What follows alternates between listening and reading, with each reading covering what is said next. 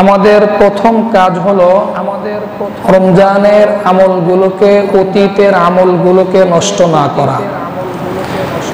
এ ব্যাপারে আল্লাহ জাল্লা শাআনুহু ওয়া আম্মা নাওয়ালুহু মহাগ্রন্থ কোরআনুল কারীমের মধ্যে বলেন, ولا تكونوا كالتي نقضت غزلها من بعد قوة أنكاثا। আল্লাহ তাআলা বলেন, ولا تكونوا كالتي نقضت غزلها من بعد قوة أنكاثا।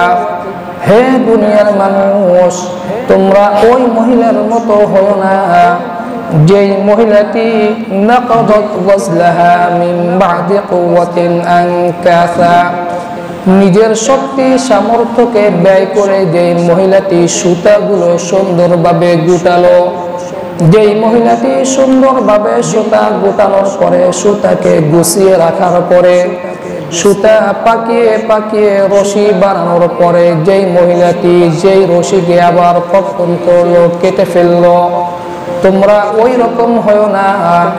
অর্থাৎ তোমরা তোমাদের পূর্ববর্তী আমলগুলোকে যেই কষ্টকে সহ্য করে আমলগুলো করেছো, যেই মহিলা কষ্ট করে শক্তি সঞ্চয় করে সেই শক্তিকে ব্যয় করার মাধ্যমে সুতা গুটিয়ে গুটিয়ে পাকিয়ে পাকিয়ে যখন রশি করলো, এরপরে সেই রশিকে যখন কর্তন করলো, ওই মহিলার মতো তোমরা তোমাদের অতীতের আমলগুলোকে নষ্ট করে দিও না।